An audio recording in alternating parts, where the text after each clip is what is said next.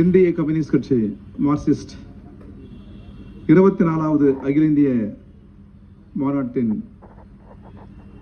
அரசியல் செய்திகளை நாட்டு மக்களிடம் கொண்டு செல்வதற்காக நடைபெறுகிற இந்த திறந்தவெளி கருத்தரங்கத்தினுடைய தலைவர் தோழர் இ சங்கர் அவர்களே, தோழர் வே ஹரிகிருஷ்ணன் அவர்களே, எனக்கு பிறகு உங்கள் முன்னால் சிறப்புரை நிகழ்த்த இருக்கிற மார்க்சிஸ்ட் கம்யூனிஸ்ட் கட்சியினுடைய மாநில பொதுச் செயலாளர் பேரன்பிற்குரிய தோழர் பே சண்முகம் அவர்களே, தோழர் ஆறுமுக நயினார் அவர்களே, பாரதி அண்ணா அவர்களே, கலைச்செல்வி அவர்களே, மேடையில் விட்டிருக்கிற தோழர்களே, நண்பர்களே,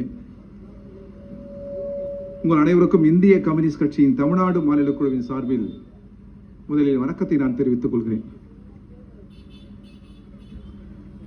தோழர் சண்முகம் அவர்கள் மாநில செயலாளராக தெரிவு செய்யப்பட்டதிலிருந்து இன்று வரை அவரை முதலில் நேரில் நான் சந்திக்கிறேன். தொலைபேசியில் வாழ்த்து சொன்னேன். இப்பொழுது மனதின் அடியாழத்திலிருந்து அவர் முகம் பார்த்து அவருக்கு புரட்சிகரமான வாழ்த்துக்களை தெரிவித்துக் கொள்கிறேன். ஒரு நீண்ட நெடுங்கால உழைப்பு, எதிர்பார்ப்பில்லாத உழைப்பு, ஒடுக்கப்பட்ட மக்கள், துயர்படுகிற மக்கள், கண்ணீர் விடுகிறவர்கள், புறக்கணிக்கப்பட்டவர்கள், யார் பார்வைக்கு சுமாரானவர்களோ அவர்கள் மத்தியிலே உருண்டு பிறண்டு எழுந்து இன்றைக்கு இந்த நிலைக்கு அவர் வந்திருப்பது குறித்து எனக்கு உள்ளபடியே மகிழ்ச்சி. கம்யூனிஸ்டுகள் அப்படிதான் உருவாகிறோம், அப்படிதான் உருவெடுக்கிறோம். யாருடைய கடைக்கண்களால் அல்ல. இன்றைக்கு நாட்டுடைய உள்துறை அமைச்சராக பொறுப்பேற்றிருக்கிற மாண்புமிகு உள்துறை அமைச்சர் அவர்கள் இந்தியாவுடைய பிரதமரின் கண் பார்வையில் அந்த பொறுப்புக்கு வந்தவர், தேர்வு செய்யப்பட்டு வந்தவர் அல்ல.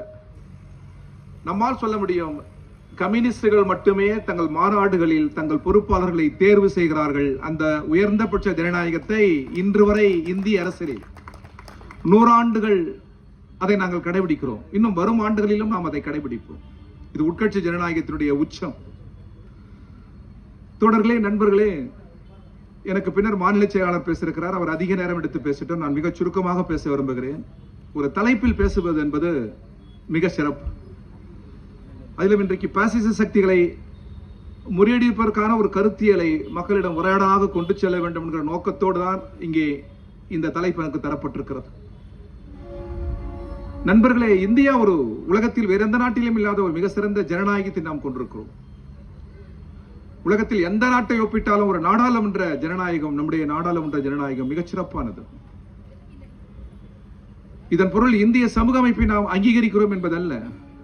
இந்திய சமூக அமைப்பு ஏற்றத்தாழ்வான சமூக அமைப்பு, முதலாளித்துவ சமூக அமைப்பு, அடக்குமுறைகளும் அநீதிகளும் நிரம்பி வடிகிற சமூக அமைப்பு. இந்த சமூக அமைப்போட நமக்கு உடன்பாடு இல்லை.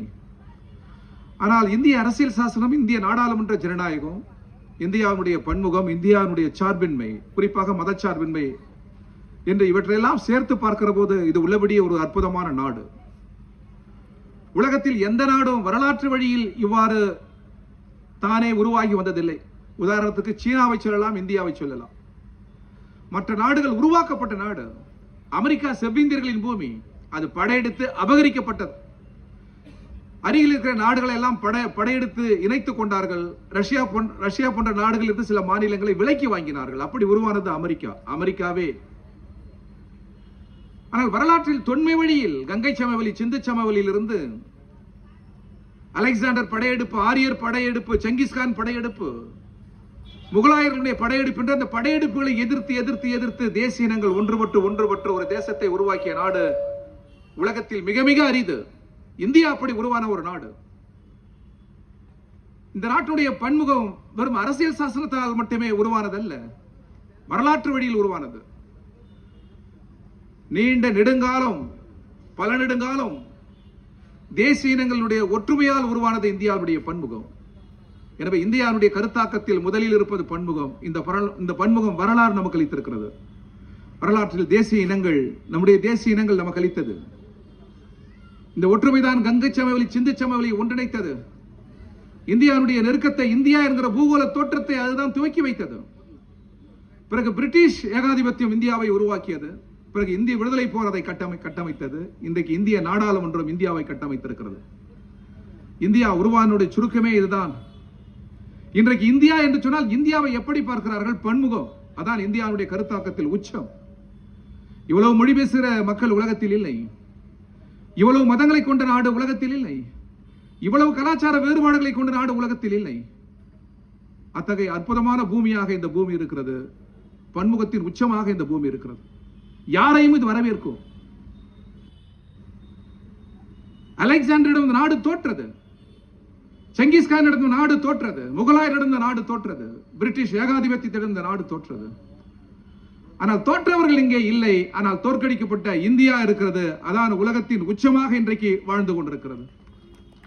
அந்த இந்தியா இன்று வரை உயிர் பெறுவதற்கு என்ன காரணம்? பன்முகம்தான். அந்த பன்முகத்தினுடைய அச்சாணியாக இருப்பது சார்பின்மை, மதச்சார்பின்மை. இந்தியாவில் பல மதங்கள் இருக்கிறது. இந்திய அரசியல் சாசனத்தை வகுக்கிற போது டாக்டர் அம்பேத்கர் மகாத்மா காந்தியை பார்த்து கேட்டார், இந்தியாவினுடைய மயில் நம்மால் சொல்ல முடியும், பறவை நம்மால் சொல்ல முடியும், விலங்கை நம்மால் சொல்ல முடியும். இந்தியாவுக்கென்று ஒவ்வொன்று குறியீடுகள் உண்டு. ஆனால் இந்தியாவுக்கென்று எது மதம் என்று கேட்டார். நேரு அங்க வீற்றிருந்தார். அரசியல் நிர்ணய சபையில் பலரும் இந்தியாவை இந்து மதத்தின் பக்கம் சாய்ப்பதற்கு முயற்சித்தார்கள். பெரும்பான்மை மதம் இந்து மதம் என்று நாம் அறிவித்து விட்டால் சிறுபான்மை மதத்துக்கு அச்சம் உருவாகும். எனவே சிறுபான்மை மதம் அச்சமில்லாமல் வாழ்வதற்கு பெரும்பான்மை இந்தியா என்று நாம் அறிவித்து விடக் கூடாது. அப்படின்னா இந்து மதத்திற்கு சட்டபூர்வமான அங்கீகாரம் உண்டு. எந்த மதத்திற்கும் சட்டபூர்வமான அங்கீகாரம் உண்டு. இந்தியாவிற்குள் 1 கோடி மதங்கள் வாழலாம். ஆனால் இந்தியா மதம் சார்ந்து விடாது. இந்தியாவின் மதம் என்று சொல்லுங்கள். நாட்டின் பிரதமரை கேட்கிறேன், இந்தியாவின் மதத்தை உங்களால் சொல்ல முடியுமா? பெரும்பான்மை மதம் தான் இந்து. இந்துக்கள் பெரும்பான்மை. ஆனால் அது இந்தியாவின் மதம் என்று சொல்ல முடியுமா? சொல்ல முடியாது. இது டாக்டர் அம்பேத்கர் உருவாக்கியது மட்டுமல்ல, இந்திய வரலாற்று வழியில் இந்திய மக்களே இது உருவாக்கி தந்திருக்கிறார். சார்பின்மை, சார்பியல் தத்துவம் இல்லாமல் வாழ முடியாது. ஆனால் இந்தியா ஒரு மதம் சார்ந்த நாடு அல்ல. ஆனால் இந்தியாவிற்குள் 1000 மதங்கள் வாழும். 1000 கடவுளை உருவாக்கி கொள்ளலாம். நான் நினைத்தால் ஒரு கடவுளை உருவாக்கலாம், ஒரு மதத்தை உருவாக்கலாம். மனசாட்சி சுதந்திரம், கருத்து சுதந்திரம் இடமளிக்கிறது. ஆனால் இந்தியாவுக்கு என்று ஒரு மதம் இல்லை. உலகத்திலேயே மதச்சார்பினுடைய உச்சம் இது. எவ்வளவு பெரிய நாடு இது. இதற்கென்று மதம் இல்லை பாருங்கள். இதற்குள் 1000 மதங்கள் இருக்கும். இந்த நாடு பின்பற்றுகிற மதச்சார்பின்மையை அரசியல் இயக்கங்களில் யாராவது பின்பற்றுகிறார்களா நான் கேட்கிறேன். நாடு பிரம்மாண்டமான நாடு, மிகப்பெரிய ஜனநாயக நாடு, நாடாளுமன்றத்தின் உச்சத்தில் இருக்கிற நாடு, அரசியல் சாசனத்தின் உச்சத்தில் இருக்கிற நாடு, மிகப்பெரிய நாடு. இந்த நாட்டுடைய கருத்தாக்கமே அது ஒரு மதத்தை சாரவில்லை என்பதுதான், பன்முகம் தான். இந்த பன்முகமும் சார்பின்மையும் எந்த அரசியல் இயக்கத்தில் இருக்கிறது இந்தியாவில் சொல்லுங்கள் நண்பர்களே. ஒரு நாடு எந்த மதத்தையும் சாராது இருப்பது போல் ஒரு அரசியல் கட்சியில் தலைவனிலிருந்து தொண்டன் வரை எந்த மதத்தையும் சாராமல் இருப்பது அது இந்திய கம்யூனிஸ்ட் கட்சியோ மார்க்சிஸ்ட் கம்யூனிஸ்ட் கட்சியோ மார்க்சிஸ்ட் லெனினிஸ்ட் மட்டுமே. எவ்வளவு கம்பீரமான நாடு இது. இந்த நாட்டுக்குள் 1000 மதங்கள் இருக்கலாம், வழிபாடுகள் நடக்கலாம், அவரவர் தெய்வங்களை வழிபடலாம். ஆனால் இந்த நாடு மதம் சார்ந்து விடாது. ஒரு நாட்டுக்கு இருக்கிற கம்பீரம், மிகப்பெரிய நாட்டிற்கு இருக்கிற கம்பீரம், மிக சாதாரண சிகப்பு துண்டு போட்டிருக்கிற முகம் தெரியாத ஒரு சாதாரண கம்யூனிஸ்டுக்கு இருக்கிறது. அதான் கம்யூனிஸ்டுகளின் பெருமை. எனவே நண்பர்களை, பெரியவர்களை, பாசிசம் ஒரு கருத்தாக்கம். அது ஜார்ஜ் டிமிட்ரோ அவர்தான் அதை பற்றி சொன்னார். எது மனிதன் மீது வெறுப்பை உமிழ்கிறதோ, எது மனிதனை கொல்ல துடிக்கிறதோ, எது ஒரு கும்பல் வன்முறையை தோற்றுவிக்கிறதோ, எது ஆயிரக்கணக்கான மக்களை எதன் பெயரிலும் கொலை செய்கிறதோ அது பாசிச கருத்தியல் என்று சொன்னார். அந்த பாசிச கருத்தியல் என்பது நாடு முழுவதும், உலகம் முழுவதும் தந்தது முதலாளித்துவம், ஏகாதிபத்தியம். இதை உலகுக்கு அளித்தது அமெரிக்கா. ஐரோப்பாவில் அதை நடைமுறைப்படுத்தியது ஹிட்லர், முசோலினி, டோஜோ. ஆனால் இந்த கருத்தியலை உலகுக்கு அளித்தது ஏகாதிபத்தியம், முதலாளித்துவம். ரெட்ஸ்டாக் வழக்கு. நண்பர்களே, பெரியோர்களே, புதிய புதிய கட்சியில் சேர்வதற்கு துடிக்கிற இளைஞர்களே, உங்கள் செவிக்காக நான் அதை சொல்லுகிறேன். ரெட்ஸ்டாக் வழக்கு என்பது வரலாற்றில் யாரும் மறந்துவிட முடியாத வழக்கு. கருப்பர்களை வாங்கலாம் என்று நீதிமன்றம் தீர்ப்பளித்தது. அதான் ரெட்ஸ்டாக் வழக்கு. கருப்பர்கள் மனிதர்கள் அல்ல. கருப்பாக இருக்கிற ஒரு பெண்ணை பாலியல் துன்புறுத்தலாம், படுகொலை செய்யலாம், தண்டிக்க கூடாது. ரெட்ஸ்டாக் வழக்கில் நீதிமன்றம் அளித்த தீர்ப்பு. கருப்பாக இருக்கிறவன் மனிதன் அல்ல, கடைச்சரக்கு. இதைதான் வரலாற்று ஆய்வாளர்கள் சொல்லுகிறார்கள். பாசிச கருத்தியலின் துவக்கம் இது என்று சொல்லுகிறார்கள். எவ்வளவு பெரிய அதிர்ச்சி பாருங்கள். இது இதனுடைய உச்சம்தான் ஹிட்லர். எத்தனை பேரை படுகொலை செய்தான் ஹிட்லர்? யூதர்கள் நரைவேட்டையாடப்பட்டார்கள், கம்யூனிஸ்டுகள் நரைவேட்டையாடப்பட்டார்கள். ஐரோப்பாவில் பல்வேறு நாடுகளில் முஸ்லிம்கள் நரைவேட்டையாடப்பட்டார்கள். சிறுபான்மை மதம் உலகம் முழுவதும் நரைவேட்டையாடப்பட்டது. இங்கேயும் சிறுபான்மை மதம் அச்சத்தோடு நவகாலி இயக்கம் அதைதானே நமக்கு உணர்த்துகிறது. இங்கே மதத்தின் பெயரால் அத்தகைய பாசிச கருத்தியல் வளர்ந்து வருகிறது. ஜனநாயகம் அதை தடுக்கிறது. நம்முடைய ஜனநாயகம் அதை தடுத்து நிறுத்துகிறது. அரசியல் சாசனம் அதை தடுத்து நிறுத்துகிறது. முற்போக்கு இயக்கங்கள் அதை தடுத்து நிறுத்துகிறது. தந்தை பெரியார் போல், டாக்டர் அம்பேத்கர் போன்று, கம்யூனிஸ்ட் இயக்க கருத்தியல் போன்று தமிழ் மண்ணில், இந்திய மண்ணில் உரையாடல், மக்களுடன் நெருங்கி உரையாடுவதால் அது தடுத்து நிறுத்தப்படுகிறது. ஆனால் அந்த பேர் அபாயம் சூழ்ந்து வருகிறது. எனவே இந்த அபாயத்தை முறியடிப்பதற்கு மக்கள் திரள் ஒற்றுமை தேவைப்படுகிறது. நண்பர்களே, பெரியோர்களே, எந்த கருத்தியல் மக்கள் இனங்களை நெருங்க செய்கிறது? எந்த கருத்தியல் மனித குலத்தை ஒன்றுபடுத்துகிறது? புது புது கட்சியை நோக்கி ஓடுகிறீர்களே நண்பர்களே, நான் இந்த மதம், நான் இந்த மொழி என்று உறக்க சொல்கிறார்களே தலைவர்கள், அவர்களை பார்த்து நான் கேட்கிறேன், உங்கள் கருத்தியல் யாவும் பாசிசத்தின் துவக்கம், சர்வாதிகாரத்தின் துவக்கம். ஏனென்றால் அந்த கருத்தியலில் முதலாளித்துவம் இருக்கிறது. சொல்லி பாருங்கள், நாம் எல்லோரும் இந்த ஜாதி, நம்முடைய ஜாதி அனைத்தும் ஒன்று கூடுங்கள் என்று சொல்லி பாருங்கள். நான் இந்த ஜாதி, நம்முடைய ஜாதி அனைவரும் ஒன்று கூட வேண்டும் என்று சொன்னால், நான் தலித் மக்களை ஜாதிக்குள் இணைக்கவில்லை. ஜாதிய பெருமிதங்கள் தான் ஜாதி. தலித் மக்களை விடுதலை இயக்கத்தின் கூறுகளாக நாங்கள் பார்க்கிறோம். கம்யூனிஸ்டுகள் தலித்துக்களை ஜாதிக்குள் அடக்குவதில்லை. அவர்கள் உருவாக்கவில்லை. இந்த சமூகத்தில் ஆதிக்க சக்தி உருவாக்கி திணித்து விட்டார்கள். அது தவறான கருத்தியல். எனவே ஜாதிக்குள் அவர்கள் அடங்க மாட்டார். எனவே நாம் எல்லோரும் இந்த ஜாதி என்று உயர் உணர்ச்சி பாராட்டுகிறார்களே, அவர்களை பார்த்து நான் கேட்கிறேன், நாம் அனைவரும் இந்த ஜாதி ஒன்று கூடுங்கள் என்றால் பிரிதொரு ஜாதி இல்லை என்றுதானே அர்த்தம்? இடைவெளி இருக்கிறதா இல்லையா? சரி, இன்னொரு குரல் கேட்கிறது அல்லவா, நாம் தமிழர் ஓங்கி.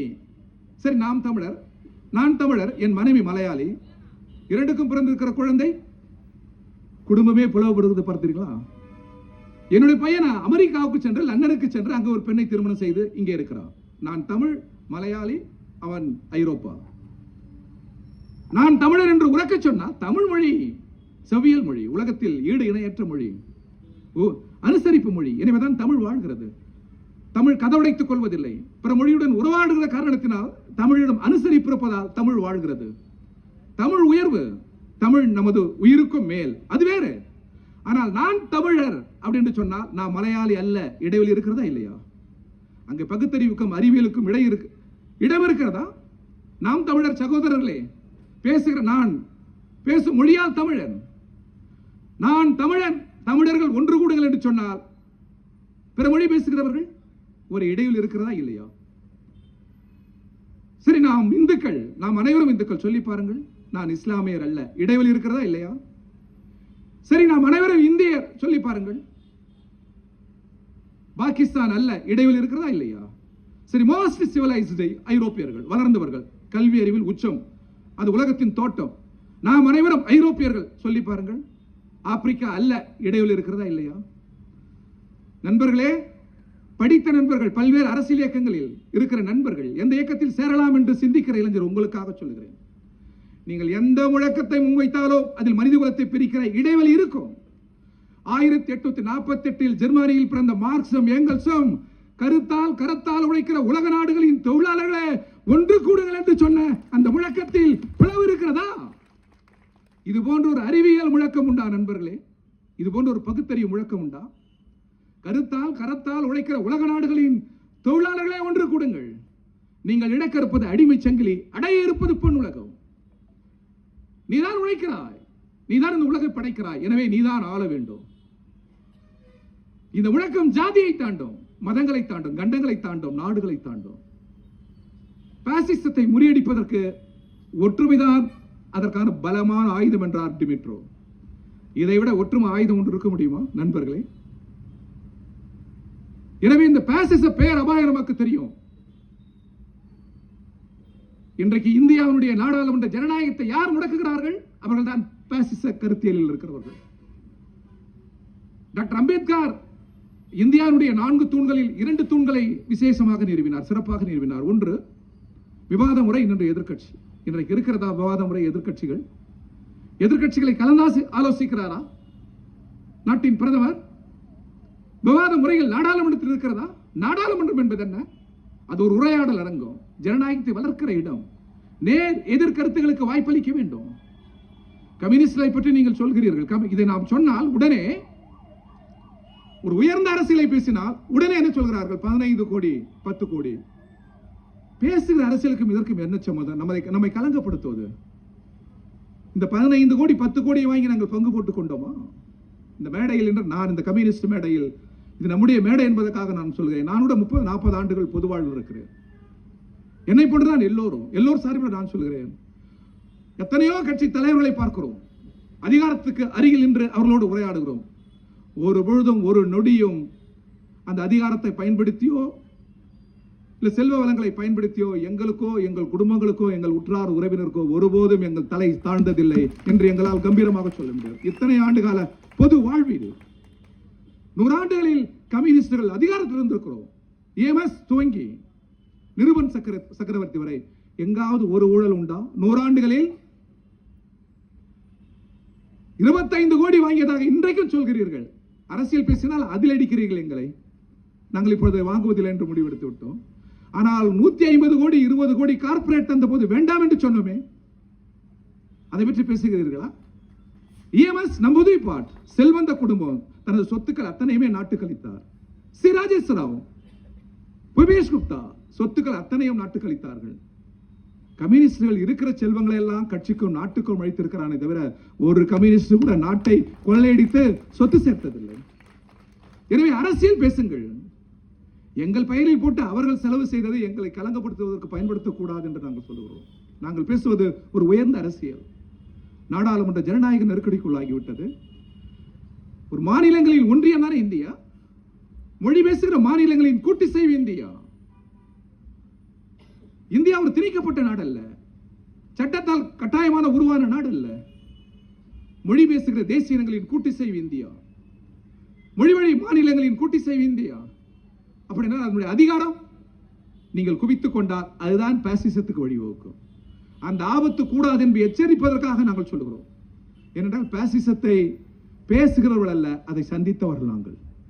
எங்கள் முன்னோர்கள் 2 கோடி பேருக்கு மேல் உயிரை கொடுத்து பாசிசத்தை வரலாற்றில் முடியேறி சொன்னார்கள். இந்த ரைஸ்டாக் கட்டிடத்தில் இந்த கொடியை ஏற்றுவதற்கு பேட்டில் பார் பெர்லின், இப்பொழுது போய் அந்த கூகுள் சர்ச் செய்து பாருங்கள் நீங்கள், பேட்டில் பார் பெர்லின். அந்த கொடியை ஏற்றுவதற்கு இப்பொழுது ஏற்றலாம் பலர். 46வது வட்ட செயலாளர் கொடி ஏற்றுவார், அல்லது இவர் ஏற்றுவார் அவர் ஏற்றுவார் என்று. உலக வரலாற்றில் ஒரு கொடியை ஏற்றுவதற்கு 10 அடிக்கு 400 பேரை உயிர் கொடு தியாகம் செய்த கட்சி கம்யூனிஸ்ட் கட்சி. ரைஸ்டாக் இந்த சுஸ்தி கொடியை இறக்கி அந்த கொடியை ஏற்றுவதற்குள் எத்தனை பேர் நாங்கள் மாண்டு போனோம்? எத்தனை கோடி! இது வெறும் நிறம் அல்ல, பெர்னார்ட் ஷா சொல்வது போன்ற நிறம் அல்ல, அதில் உயிர் இருக்கிறது. நெருங்கி வந்தால் தான் தெரியும் நண்பர்களே. நான் இதை சொல்லி முடிக்கிறேன். கம்யூனிஸ்டுகள் சர்வாதிகாரிகள், கொலைகாரர்கள். இந்த பிஜேபி தலைவர்கள் அரசியல் பேசினால் உடனே ரஷ்யாவில் கொன்று விட்டார்கள், அங்கே கொன்று விட்டார்கள். எவ்வளவு ஸ்டாலின் இன்றைக்கு குறிவைக்கப்படுகிறார் வலைதளங்களில். ஜோசப் ஸ்டாலின் நம்முடைய தலைவர், ஜோசப் ஸ்டாலின். நமக்கு கூட கருத்து வேறுபாடு உண்டு, அது வேறு. ஆனால் அவரல்லவா 2வது உலக யுத்தத்தை முடிவுக்கு கொண்டு வந்தார். சரண்டர், லட்சக்கணக்கான ஜெர்மானிய வீரர்கள் சரண்டர் ஆகிவிட்டார்கள். அவர்களை அப்படியே அனுப்ப வேண்டும். எங்கே? ஜெர்மனிக்கு அனுப்ப வேண்டும். எல்லோருக்கும் பனிக்கோட்டை கொடுத்து அனுப்புங்கள் என்கிறார். கையில் விலங்கிட்டல்ல, கம்யூனிஸ்டுடன் சரணடைகிறார்கள். எப்பொழுது கையை தூக்கி சரணடைகிறானோ அவனை சுடுவது கோழை இனம் என்று கட்டளை பிறப்பித்த உலகத்தின் முதல் தலைவன் தொடர் ஸ்டாலின். பல லட்சக்கணக்கான பேரை நாங்கள் கொண்டு சேர்த்தோம். பிழைப்புக்காக அமெரிக்காவுக்கு சென்றால் அவனுக்கு கைவிலங்கு போட்டு அழைக்க கொண்டு வருகிறார்கள். இதில் யார் ஜனநாயகவாதி? ஸ்டாலினா, ட்ரம்பா? எனவே நண்பர்களை முடிக்கிறேன். இதை ஒன்றை சொல்லி முடிக்கிறேன். புதிய கட்சிக்கு இளைஞர்கள் துடிக்கிறார்கள் அல்லவா? கம்யூனிஸ்டுகள் சொன்னால், உங்களுக்கு கம்யூனிஸ்டுகள் என்று சொன்னால் நீங்கள் ஏற்க மறுக்கக்கூடும். நெல்சன் மண்டேலா பல ஆண்டுகள் சிறையில் இருந்து வெளியே வருகிறார். பல ஆண்டுகள். அவரை கேட்கிறார்கள், நீங்கள் என்ன நாட்டை பார்க்க விரும்புகிறீர்கள் என்று. இந்தியா என்கிறார். சரி, இந்த மக்களுக்கு ஏதாவது சொல்லுங்கள், உலகத்துக்கு ஏதாவது சொல்லுங்கள், இவ்வளவு ஆண்டு சிறையில் இருந்து வந்திருக்கிறீர்கள். அவர் சொல்கிறார், கல்வி, கல்விதான். Education is a powerful weapon which is using the new world, change the world. போட்டு குறி வச்சுட்டார், ஆச்சரிய குறி வச்சுட்டார். கல்விதான் மிகப்பெரிய ஆயுதம். படித்த இளைஞர்களே, பிற கட்சியில் இருக்கிற படித்த இளைஞர்களே, எந்த கட்சியும் சாராத படித்த இளைஞர்களே, நீங்கள் தான் எதிர்காலம். உங்களுக்கு நான் சொல்லவில்லை, நெல்சன் மண்டேலா சொல்கிறார். அந்த கல்வியை கொண்டு ஒரு புதிய உலகத்தை படையுங்கள், ஒரு புதிய சமூகத்தை படையுங்கள். அந்த புதிய சமூகம் எதுவாக இருக்கும் என்று சொன்னால், நான் அறிந்தவரை அது சமத்துவமாக இருக்கும், சோசியலிசமாக இருக்கும் என்று மண்டேலா சொல்கிறார். 20-30 ஆண்டுகள் திரைப்படத்தில் நடித்துவிட்டு வெளியில் வந்து சொல்லவில்லை மண்டேலா. 20-30 ஆண்டுகள் சிறையில் இருந்து விட்டு சொல்கிற மகத்தான மனிதன் சொல்கிற திசை வழி எது? சோசியலிசம். இந்தியாவின் அரசியல் சாசனம் எது? சோசியலிசம்.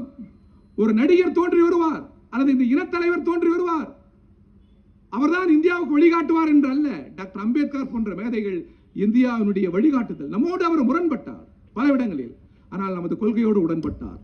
நான் கம்யூனிஸ்டுடன் முரண்பட்டாலும் அவர் லட்சியத்தோடு உடன்படுகிறேன். இந்த நாடு நிறைவாக சென்றடைய வேண்டிய இடம் சோசியலிசம் என்று அரசியல் சாசனத்தில் சேர்த்தார். எனவே வெல்லப்போவது சோசியலிசம், செங்கொடி என்று சொல்லி விடைபெறுகிறேன். நன்றி, வணக்கம்.